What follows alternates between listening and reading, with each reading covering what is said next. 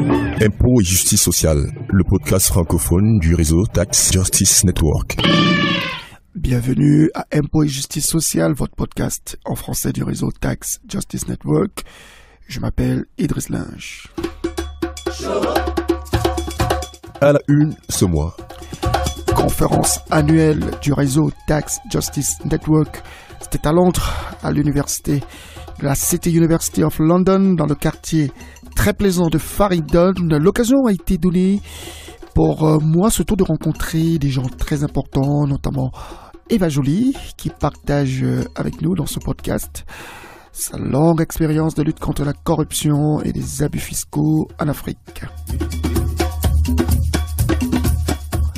Toujours dans le cadre de cette conférence, j'ai pu rencontrer Michael Woodford. C'est l'un des plus célèbres lanceurs d'alerte de DG d'une grosse entreprise basée au Japon. Il a décidé de renoncer à ses privilèges parce qu'il en avait marre de voir des mauvaises pratiques fiscales au détriment des peuples et de l'État du Japon. En actualité, c'est le Mauritius Leaks, ICGI, le consortium international des journalistes d'investigation, a mis au jour comment l'île, qui est pourtant un pays africain, a été complice entre 1990 et 2017 de plusieurs pratiques qui ont privé l'Afrique de centaines, voire des milliers de milliards de dollars de recettes fiscales. Nous allons écouter sur cette actualité notre expert, c'est le docteur Louis-Hervé Ngafumo, c'est un chercheur pour un centre des valeurs africaines. Et une fois de plus, nous aurons notre expert du mois, Lucas Narodski, qui viendra commenter avec nous l'actualité, notamment sur la taxation des GAFA. Je parle de Google, Amazon, Facebook et Apple. La France a décidé au cours de la dernière réunion du G7 de proposer une formule de taxation qui permettrait de retenir plus d'argent de ces entités. On verra, est-ce que ça marchera mieux? Lucas nous expliquera, notre chercheur à Tax Justice Network, nous expliquera pourquoi l'OCDE piétine et quels sont les conseils que les pays africains peuvent avoir. Je rappelle que vous pouvez suivre ce podcast sur sa page impotsocial.libsyn.com, impôt social avec 2 S. Au milieu, Libsyn, c'est libsyn.com, et aussi sur la page YouTube impôts et justice sociale.com. Vous pouvez encore nous suivre sur notre compte Twitter @impotsocial ou notre page Facebook Impôts et Justice Sociale. Enfin, n'hésitez pas à nous écrire à notre adresse impôts-social@outlook.fr. Voilà, c'était pour les titres. À très bientôt pour la suite du programme.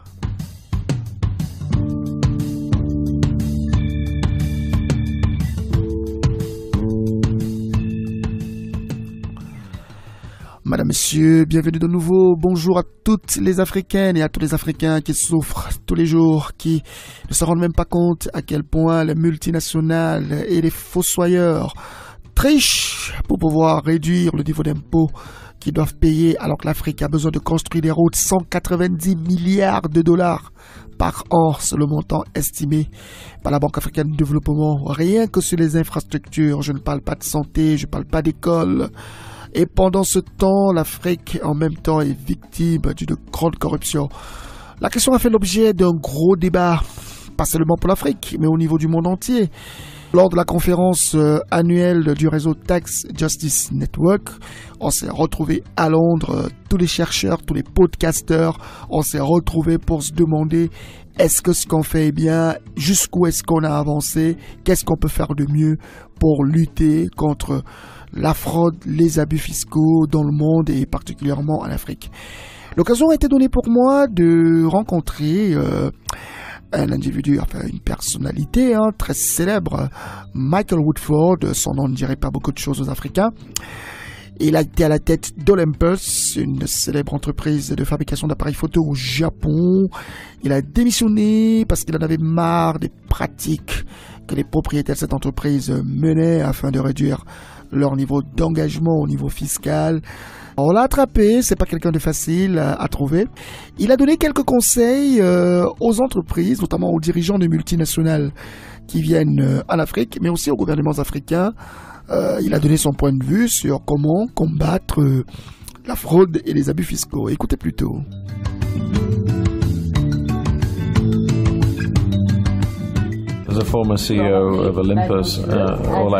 En tant qu'ancien directeur général d'Olympus, je souhaite dire à l'endroit des dirigeants d'entreprises qui travaillent dans les pays pauvres que c'est de leur responsabilité de faire preuve d'honnêteté et de probité sur les transactions qu'ils mènent sur toute leur chaîne de valeur. Les gouvernements d'Afrique ne doivent pas se compromettre. Ces dirigeants qui font des promesses doivent les tenir. S'ils font des choses négatives, vos gouvernements ont la possibilité de les tenir pour responsables. Elles en ont les moyens. Vous ne devez pas vous vendre moins cher pour avoir des faveurs des Occidentaux. S'ils font des mauvaises choses qu'ils ne devraient pas faire, c'est du blanc ou du noir, point à la ligne. Cela ne doit pas arriver. Ils sont rares, en effet, des Michael Woodford, un exemple que peut-être devra suivre le gros des responsables des multinationales qui sont présentes sur un continent africain toujours plus pauvre et qui a toujours besoin de plus de ressources pour atteindre le niveau de développement requis pour le bien-être de ces populations. La conférence Tax Justice Network a aussi été l'occasion d'un événement particulier. C'est celui de la remise du tout premier prix Anderson Lucas Norman à la femme politique française et magistrate franco-norvégienne Eva Joly. Elle a accepté de répondre à quelques-unes de nos questions. Écoutez cette interview que j'ai réalisée presque au pied des marches après qu'elle ait reçu ce prix. Elle était un tout petit peu émue, mais aussi fière de se sentir respectée et de sentir que son travail concerne et son travail est pris en compte. Écoutez Eva Joly.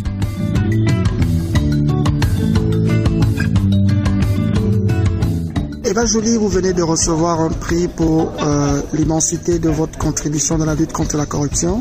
Et on réalise que vous avez commencé la bataille contre cette corruption en Afrique et vous l'avez presque menée toujours au profit de l'Afrique.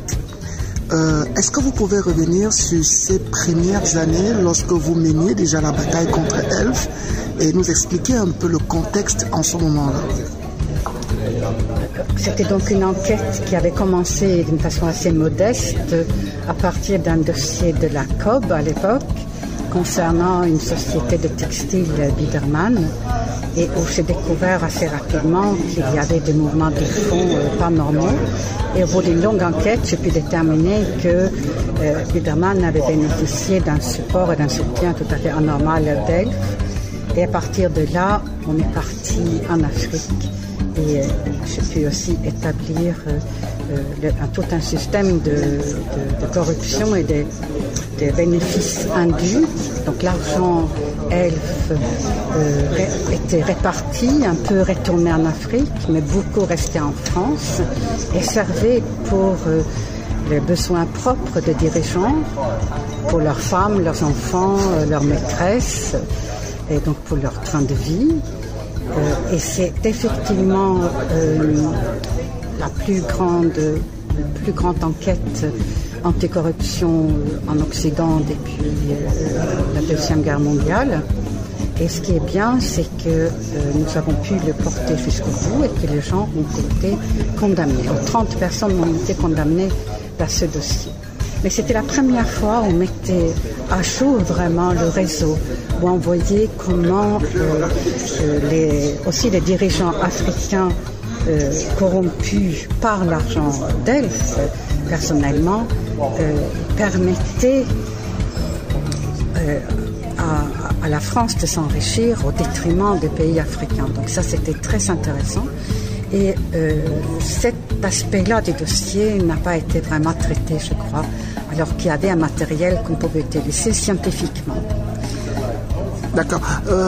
Beaucoup de gens en Afrique, notamment francophones, pense très souvent que la France est le seul pays qui est agressif envers les pays de la région, notamment pour réduire la fiscalité, pour réduire les revenus. Mais là, vous avez aussi mené un combat, notamment en Zambie, qui est aujourd'hui un cas présenté comme étant une injustice complète, notamment pour un pays qui est riche, mais qui souffre d'une grande pauvreté. La Zambie, comme tous les pays miniers qui vivent de l'extraction des matières premières, ne reçoit pas sa juste part de cette rente naturelle qui est vraiment captée par les multinationales qui utilisent tous les tricks in the book et notamment ils utilisent le prix de transfert au détriment des pays, que ce soit Mali ou la Zambie. Ils utilisent le tax havens, les paradis fiscaux, l'île Maurice pour la Zambie. Et le bénéfice est réalisé non pas dans le pays où il pourrait être taxé et participer au développement du pays. Vous voyez, en fait, les chiffres que nous avions à l'époque étaient que la Zambie ne tirait que 50 millions à l'époque de dollars de cette industrie, alors que la valeur de l'exportation était de l'ordre de 3 milliards. Donc, c'était vraiment une petite partie. En plus, ils subventionnaient l'électricité nécessaire à l'industrie minière, sans compter l'usage des routes et tout ça. Et donc, c'est tout à fait révoltant. Et la Norvège, dans le cadre de son programme d'aide au développement, a aidé le gouvernement zambien à modifier le contrat qui est lié aux multinationales et le résultat a été spectaculaire. Ça n'a malheureusement pas duré parce que le président qui était anticorruption et qui avait envie de ce programme est mort et son successeur est revenu dans les vieilles traditions. Et donc c'est très souvent parce qu'en fait ils sont payés, eux, titre personnel, avec des fonds sur des comptes pour la Zambie à Londres. Et donc c'est très peu cher pour les multinationales, ils donnent 120 millions aux dirigeants corrompus et moyennant quoi ils peuvent continuer à piller le pays. C'est la raison pour laquelle aujourd'hui il faut créer un registre global des biens mondial qui permettrait de suivre qui est propriétaire de quoi partout. Et ça c'est pour les pays en développement comme c'est pour les pays développés. Ça serait un progrès énorme dans la lutte contre la corruption et aussi pour toutes sortes de criminalité. D'accord, écoute Eva, voilà. Tu t'es battue pour l'Afrique, mais est-ce qu'aujourd'hui quand tu regardes ce qui se passe au Mali, ce qui se passe au Niger, où on continue de maintenir des contrats miniers avantageux, est-ce que tu as l'impression que les dirigeants africains ont compris vraiment? Non, c'est le grand malheur de l'Afrique, c'est aussi l'absence de qualité de ses dirigeants. Et donc ça, c'est à la société civile d'intervenir. C'est aussi de travailler sur la démocratie, de faire de sorte que les dirigeants soient plus transparents, plus comptables envers la population et que cette malédiction s'arrête. Je pense qu'il y a une grande volonté, il y a une grande compréhension aujourd'hui dans les pays développés du fait que nous devons laisser à l'Afrique une plus grande partie de ses richesses. Nous sommes terriblement responsables pour la situation malienne. Eva Joly, une grande dame. Pour rappel, le prix Anderson Lucas Norman qui lui a été remis, il a été fait en la mémoire de John Anderson, Pat Lucas et Frank Norman, qui avaient rencontré John Christensen à l'époque, conseiller économique principal dans l'île de Jersey, pour l'inviter à les aider à ce que leur île puisse tuer les paradis fiscaux. Ils ont inspiré M. Christensen à établir le réseau Tax Justice Network.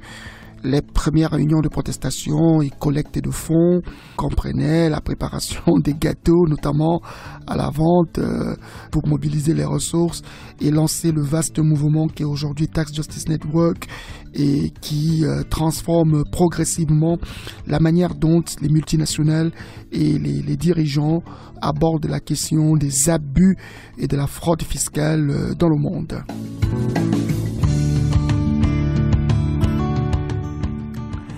L'actualité du mois, c'est le Mauritius Leaks. Le consortium international des journalistes d'investigation a sorti de nouveaux documents 200 000 qui confirment les résultats du Corporate Tax Haven Index sorti en mai dernier et qui avait été publié par Tax Justice Network. Le classement, on le rappelle, classait l'île Maurice parmi le top 2 des pays les plus agressifs en matière d'accords fiscaux désavantageux pour le continent africain. Des données donc qui datent de 1990 à 2017, 27 ans, révèlent des pratiques qui ont facilité ces abus au détriment de l'Afrique. Au Sénégal, on parle d'une perte de 257 millions de dollars en 17 ans seulement. Des pays comme le Kenya ont dénoncé et même annulé l'accord avec l'île Maurice et de nombreux autres pays africains sont en train de suivre le même trend. À ce propos, nous avons choisi d'écouter Louis Hervé Ngafomo. C'est un universitaire, un docteur. Il est originaire du Cameroun et il a accepté de nous partager son sentiment face à cette nouvelle découverte de ICGI. Nous l'écoutons dans cette interview qu'il nous a accordée.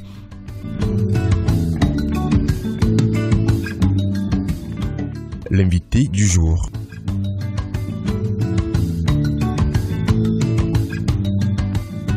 L'île Maurice est aujourd'hui au devant de la scène internationale. Des documents qui ont été révélés par le consortium international des journalistes d'investigation révèlent comment ce pays a servi à cacher et à dissimuler des impôts, le produit de la fraude fiscale dans plusieurs pays, dont ceux d'Afrique. Jusque-là, on parlait des paradis fiscaux qui sont situés dans les pays étrangers. On a souvent évoqué l'île Maurice. Mais là, on a un cas concret. Vous, en tant que chercheur africain des questions économiques, qu'est-ce que cela fait comme sentiment chez vous? Je pense d'abord que c'est un sentiment d'indignation ou de stupéfaction par rapport à la gravité de cette situation, avec tout ce que cela implique comme dommage économique et ce qu'on appelle dommage de l'image perçue, de l'image voulue par le pays. La configuration géographique de l'île Maurice, déjà, peut-être au plan stratégique, la prédestinait peut-être à un tel destin, mais l'embellie économique qui a tant été vantée au niveau de ces pays a fasciné plus d'un investisseur et même plusieurs acteurs au niveau africain, pourquoi pas du monde. Maintenant, ce scandale qui, du point de vue économique, est un élément, je dirais pas inédit, mais une question assez troublante par rapport à un ensemble d'investisseurs qui ont fait confiance à ce pays, amène à réfléchir sur ce qu'on appelle la confiance des acteurs économiques au niveau de l'île Maurice. Ce scandale amène également à réfléchir sur les modalités de partenariat et l'intérêt que l'Afrique a aujourd'hui à remodeler ses rapports avec un ensemble de firmes qui voudraient peut-être que l'Afrique serve de base arrière par rapport au crime économique. Donc l'île Maurice, de mon point de vue aujourd'hui, devrait faire son mea culpa, première chose. Deuxième chose, essayer de retracer ce qu'on appelle les indicateurs de responsabilité entre les acteurs qui l'y ont amené. Et peut-être, troisième élément, que l'île Maurice, au plan stratégique, pour repenser son modus operandi dans les accords stratégiques par rapport à la guerre économique qui fait rage aujourd'hui. On va sortir de là avec cette proposition qui est avalisée par des grandes ONG, notamment Tax Justice Network, qui produit ce podcast, qui estime qu'on devrait passer au système de taxation unitaire avec une repartition des impôts qui tient compte du principal lieu de grosses activités de la holding multinationale, notamment afin de limiter les flux et les abus fiscaux dont sont victimes la région. Est-ce que vous pensez qu'en attendant qu'on ait un système éducatif solide qui parle de lutte fiscale, est-ce que vous pensez que cette solution est une solution qui est cohérente et qui peut s'aligner avec les objectifs de développement de l'Afrique? L'Afrique aujourd'hui est forcément, comme je l'ai dit, c'est le poumon du monde. Lorsqu'on regarde la carte du monde et lorsqu'on regarde ce qu'on appelle les grandes séquences d'immigration, la grande économie en 2050 jusqu'en 2060 va se discuter au niveau de l'Afrique. Donc la fiscalité au niveau de ce qu'on appelle la projection paritaire dans la distribution des charges fiscales c'est une solution idéale. Elle est une solution idéale dans la mesure où tous les pays au plan géoéconomique n'ont pas les mêmes ressources, n'ont pas les mêmes potentialités, n'ont pas le même niveau de compréhension des développements, des défis stratégiques au plan économique. Donc la guerre économique qui invite donc les acteurs non seulement à se réajuster, mais aussi à se positionner en termes d'adversité pour ne pas être, pour ne pas se noyer, les économies africaines sont appelées à se solidariser dans la prise des décisions, dans ce qu'on appelle l'organisation en termes d'harmonisation des zones d'échange. On l'a vu tout récemment, mais également pouvoir parler d'une seule voix. La question de la monnaie également rentre dans ce contexte-là. Et là, ce qu'on appelle les délibérations monétaires, il faut que l'Afrique parle d'une et une même voix. Merci au docteur Ngafomo. Nous aurons l'occasion de faire parler d'autres experts africains sur ce sujet parce que les relents sont très importants et il y a beaucoup de détails sur lesquels nous pourrons revenir sur les prochaines éditions de votre podcast. L'autre actualité de ce mois, ça a été la France qui a lancé une offensive contre le groupe constitué de Google, Apple, Facebook, Amazon. La France a poussé le G7, le groupe des pays, les 7 pays les plus riches du monde, à une taxation beaucoup plus sévère à l'endroit de ces entreprises du digital. C'est aussi le combat de Tax Justice Network. Nous avons profité pour discuter avec notre expert, Lucas Narodski. Avec lui, notamment, on revient sur les initiatives qui ont été prises jusqu'ici par l'OCDE. Écoutez cette interview qu'il nous a accordée en marge de la conférence Tax Justice Network qui se déroulait au début du mois de juillet qui vient de finir. Parole à l'expert. Lucas, pourquoi selon vous, malgré toute sa puissance, l'Organisation pour la coopération et le développement économique OCDE et ses pays membres peinent à résorber ce problème de BEPS, des réductions des bases imposables? Est-ce finalement parce qu'ils en profitent, du moins si on s'en tient, au récent indice des paradis fiscaux pour les entreprises qu'a publié notre réseau Tax Justice Network, le Corporate Tax Haven Index? Il est clair que l'état actuel des choses est favorable aux pays riches. C'est là où la plupart du pouvoir économique se situe. C'est souvent les pays où sont les investisseurs qui veulent réduire les coûts et augmenter les bénéfices à tout prix. En particulier, certains pays comme le Luxembourg, l'Irlande, les Pays-Bas et les États-Unis ou encore le Royaume-Uni ont été traditionnellement opposés à toute action d'harmonisation fiscale. C'est-à-dire que ces pays de l'OCDE ont bloqué les avancées qui étaient proposées une fois après l'autre pour résoudre le problème des paradis fiscaux. L'Irlande, par exemple, classée 11e dans notre nouvel index, a même refusé de recevoir 13 milliards d'euros d'Apple suite à une sanction de la Commission européenne, par souci de ne plus être perçue comme une destination low cost pour les multinationales. D'autre part, le Royaume-Uni, lui, a refusé toujours de prendre responsabilité par les politiques extrêmement dommageables des territoires qui dépendent directement de Londres, comme c'est le cas des îles Caïmans, de Jersey ou des îles Vierges britanniques. Sans que ces pays riches reconnaissent leur part dans le problème des paradis fiscaux et s'engagent à contribuer à la solution, il est peu probable que l'OCDE puisse réellement résoudre ces problèmes. L'Afrique victime, c'est sûr, mais aussi un peu complice de cette criminalité fiscale. On l'a noté déjà ce mois avec cette affaire du Mauritius Leaks qui a été dévoilée par le Consortium international des journalistes d'investigation. Mais aussi, on retrouve beaucoup de pays africains au bas du classement du Corporate Tax Haven Index. Dans ce contexte, est-ce que cela ne fragilise pas des initiatives portées par des organisations telles que nous, telles que ActionAid, et qui visent à stopper l'hémorragie des ressources financières sur le continent africain? Il faut dire que les pays africains qui sont couverts par l'index des paradis fiscaux ressortent comme des pays à bas risque de criminalité fiscale, avec seulement 2 exceptions.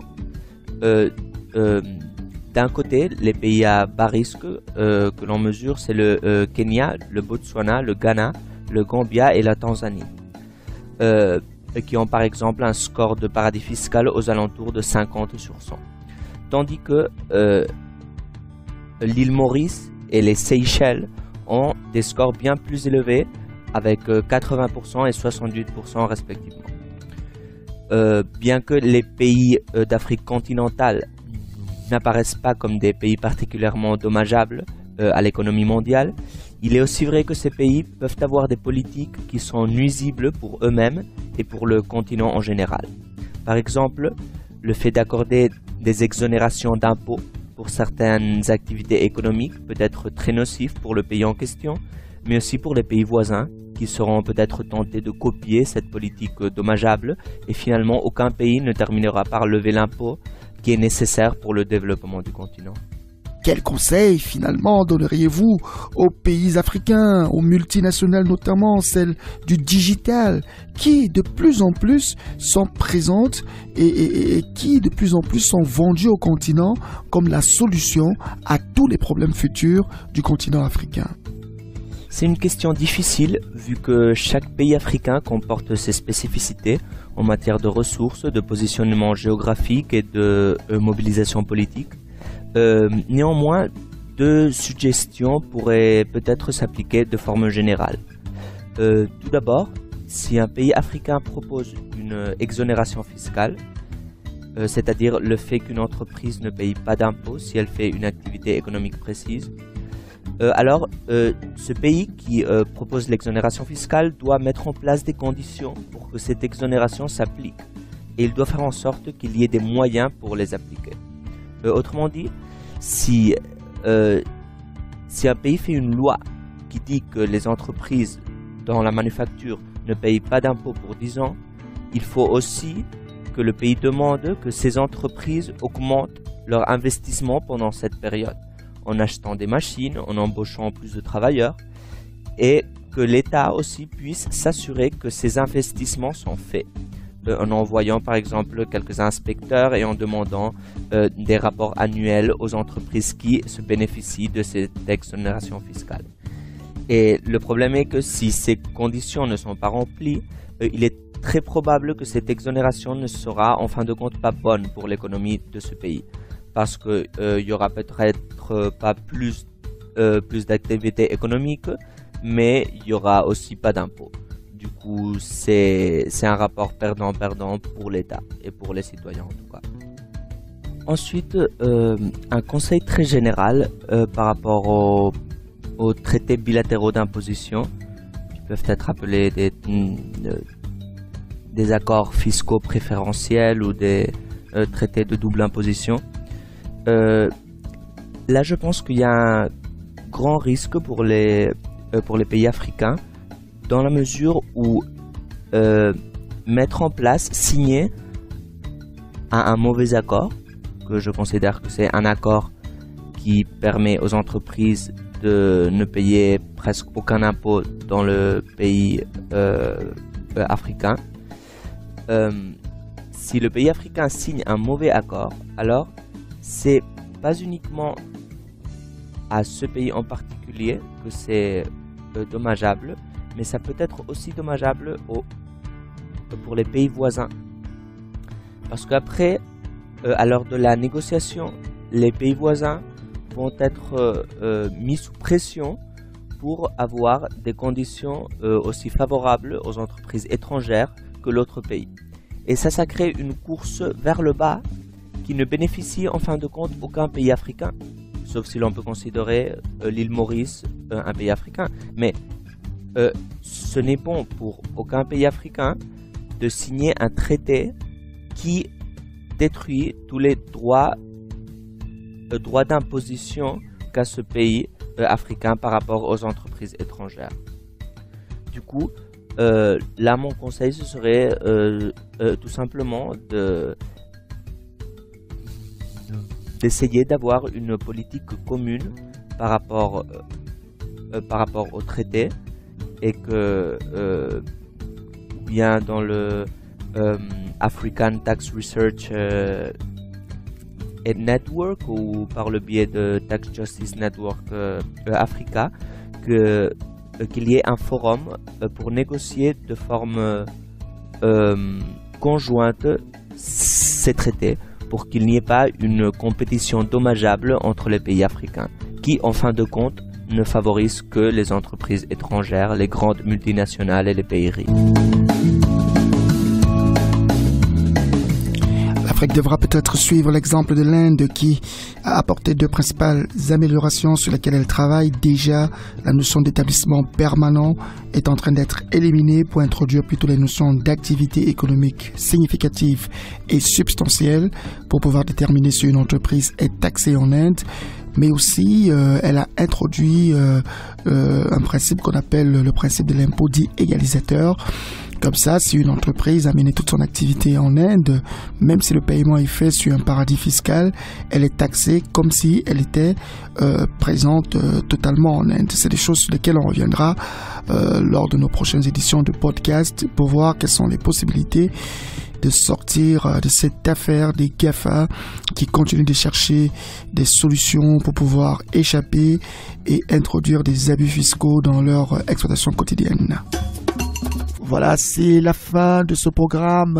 On vous le répétera toujours. Vous pouvez l'écouter sur la page de l'émission www.imposocial avec 2 s au milieu .lybsin.com ou encore sur notre page YouTube www.imposetjusticesociale.com. Vous pouvez aussi nous suivre sur Twitter /imposocial ou sur notre page Facebook Impôts et Justice Sociale. Enfin, pour ceux qui ont l'application Stitcher, vous allez chercher Impôts et Justice Sociale. Et enfin, si vous voulez interagir avec l'émission, vous pouvez nous écrire à notre page impôts-social.outlook.fr. C'est la fin de ce programme pour ce mois et à très bientôt le mois prochain avec un autre programme qui sera riche. Au revoir et à la prochaine.